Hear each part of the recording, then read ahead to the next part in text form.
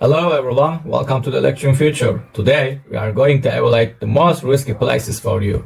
We are going to take a look at the 2024 election map based on the latest polls in all 50 states to see who is the favorite to win the election in November. Looking at the map, we can see that according to my simulation model, Donald Trump's floor is about 235 electoral votes, which was his floor in the last election. Going into this, states like Iowa, Ohio, Florida, Texas, and North Carolina are pretty much in his column. This is a different scenario than in 2020, when Trump wasn't guaranteed to hold on to Texas, Florida, or North Carolina. Even then, I could have confidently said Ohio and Iowa would go to him, but Texas was much more of a toss-up. However, heading into this election, Trump now has Texas, Florida, and North Carolina pretty much locked in, so his floor is 235 electoral votes. On the other hand, Harris is currently underperforming with certain demographics, which has lowered her floor, an interesting shift. There are also several competitive states this time around that wouldn't have been considered competitive, even back in 2023. Early in 2023, Biden was on track to beat Trump, with a favorability rating about 5 points higher. However, after the midterms, Trump's approval rating dropped significantly, even more so than after January 6th, which is quite surprising. Looking at Colorado, it's been leaning strongly Democratic recently, with Obama winning it in 2008 and 2012, Hillary in 2016, and Biden in 2020. I don't see it being very competitive, though I think Harris's margin of victory might be around 6 to 7 points, not the 13-point win some are predicting. As for Georgia, I feel very confident about Trump's chances there. The electorate is majority white, and mail-in ballots are predominantly from white voters this year, which is notable. The current polling in Georgia is tied, but the samples are skewed more Democratic than in previous years, which could lead to a significant polling miss. Polls are oversampling Democrats in Georgia, using similar samples from the midterms, which doesn't accurately reflect the state's electorate. My own polling average suggests a strong position for Trump in Georgia, giving him a solid path forward. Pennsylvania is the most talked about path for the former president to reach 270 electoral college votes, where winning Pennsylvania could seal the deal for him. If he's truly leading the popular vote by 3.6%, as Atlas Intel suggests, and we adjusted our model to reflect that data, our corrected aggregate for 2024 is now Biden plus 5.1 based on the 2020 electorate. This adjustment gave us a closer prediction of the actual vote shares, and we were able to get a more accurate spread of state votes, which is great. If Trump is really leading in the popular vote by 3.6% to 3.8%, as suggested by both Atlas and our projections, he could secure Georgia and Pennsylvania early in the night, possibly around 11 p.m. or midnight. Pennsylvania, being one of the first states to start counting, might be called relatively early, putting Trump in a favorable position. Even if Alaska hasn't finished counting, it wouldn't affect his path to 270. If Trump is winning Pennsylvania, we're likely to also call Wisconsin for him, given that the Rust Belt states often vote together, and Pennsylvania typically votes to the left of Wisconsin. So if Pennsylvania goes red, Wisconsin is likely to follow. Michigan might remain up in the air depending on the numbers. If Trump is ahead significantly, say by 20 points in some polls, and is expected to win Pennsylvania by 5 or 6 points, Michigan could also be called for him. Another potential path for Trump is winning Michigan and Nevada, which would give him a 272 path. If Trump wins Michigan, he's probably also taking the rest of the Rust Belt, which effectively blocks Harris from the presidency. Even if Harris manages to win states like New Mexico, Minnesota, New Hampshire, Maine, Virginia, and Nebraska's 2nd District, losing the Rust Belt would still prevent her from winning the presidency. Arizona could also be a key state. If Trump wins Arizona, he would only need one Rust Belt state to secure the Electoral College. If Trump wins Pennsylvania, he would be at 254 electoral votes, significantly narrowing Harris's potential pass. She would need to win Georgia, which would be difficult if Trump already won Pennsylvania, since both states have large African-American metros. She'd also need to secure Michigan, Arizona, and then either Wisconsin or Nevada, which becomes increasingly challenging. If Trump is winning Texas by double digits and New Mexico is competitive, it's unlikely that he'll lose Arizona, further complicating Harris's chances. Her campaign appears focused on a narrow path to 270 electoral votes, relying heavily on Wisconsin, Michigan, and Pennsylvania. However, this doesn't seem like a confident strategy, much like how in 2020, states like Colorado, New Mexico, Minnesota, New Hampshire, and Virginia were considered safe for Biden. Harris's current map doesn't exude the same level of confidence, and her paths seem very limited, making Trump's path to victory more plausible. It's similar to the map from previous elections. Back then, Trump needed Wisconsin, Georgia, Arizona, and Nebraska's 2nd district to have a path to victory, and now Harris faces a comparable situation. She has one main path because she's struggling with Hispanic and African American voters in the Sunbelt states, including Nevada. Her campaign strategy, like Trump's, focuses on the Rust Belt as her only viable path to 270 electoral votes. If she loses even one of those states, Trump could become the next president without needing to win all 3. I've modeled different scenarios where states like Arizona, Michigan, and Pennsylvania go blue, while Wisconsin, Georgia, and Nevada go red. However, my simulation model shows this outcome as highly improbable, with less than a 1% chance of happening.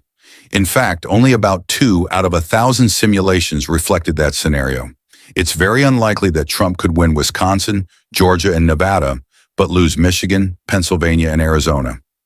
The more common scenario in my model was Trump winning with 277 electoral votes, which makes sense given the similar demographics of Arizona and Nevada.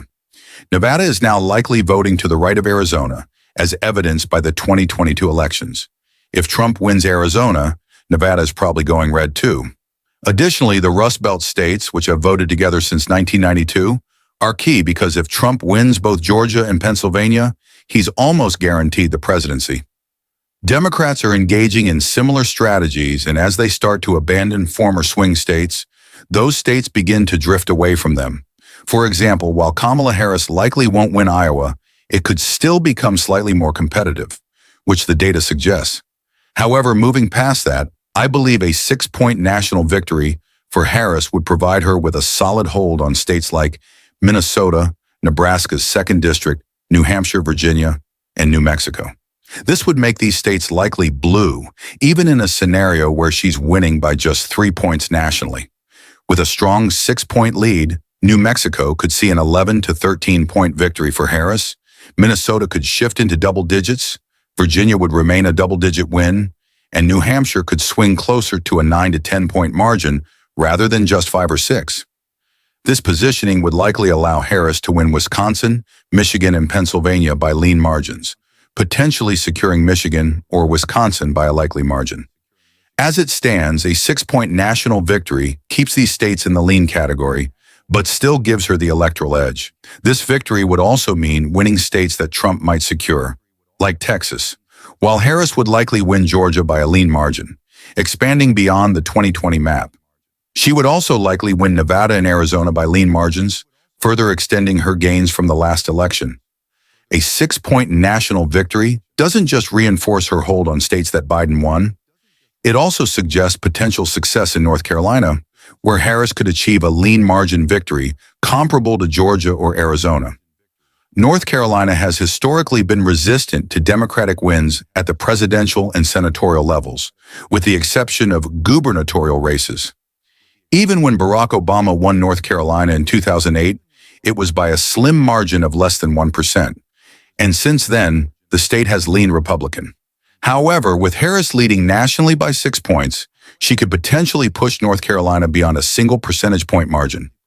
Another interesting possibility in this scenario is that Harris could narrow down Florida's margin to lean status. Previously predicted as a likely red state, my most recent analysis adjusts it to about 4.5 to 5 points in favor of Trump, just within the lean category.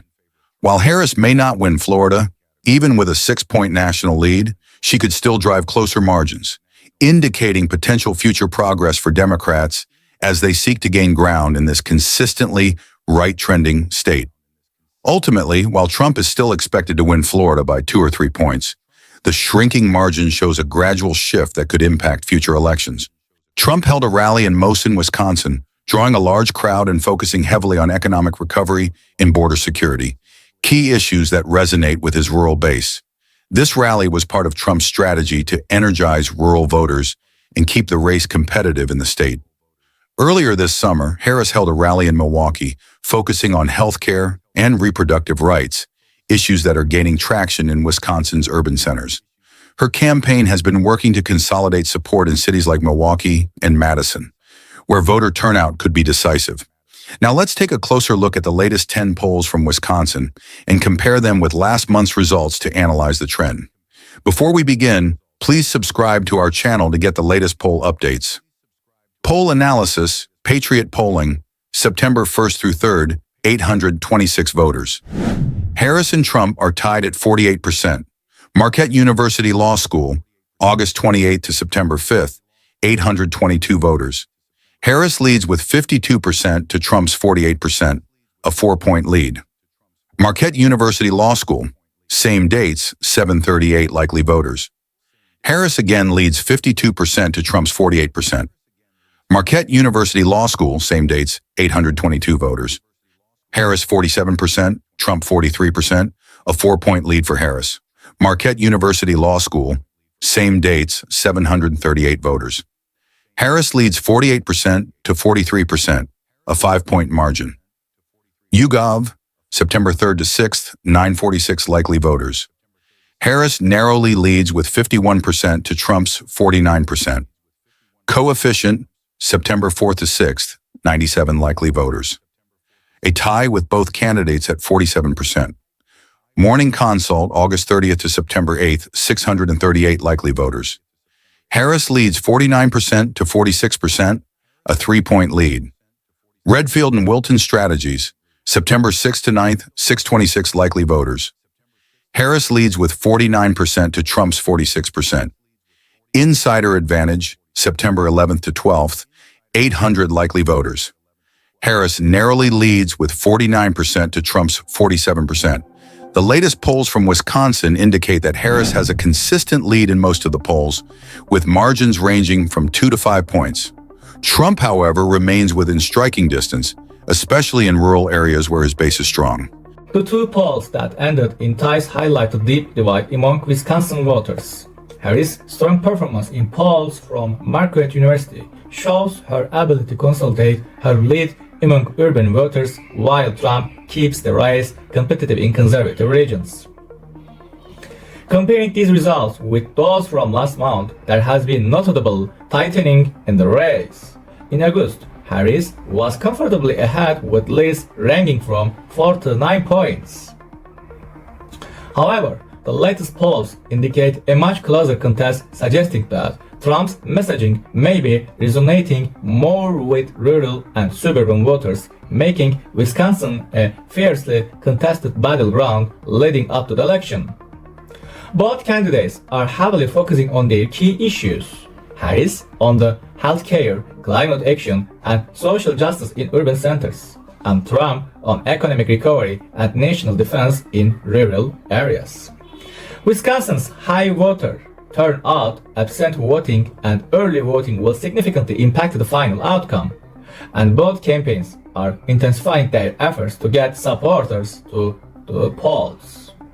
Despite Harris leading the most polls, the narrow margin indicates that Wisconsin remains a battleground that could tip either way, with voter turnout likely to be the deciding factor. Please give this video a thumbs up and subscribe to Election Future to more updates. Let's know your thoughts on these polls results in the comments below. See you next time. Thank you.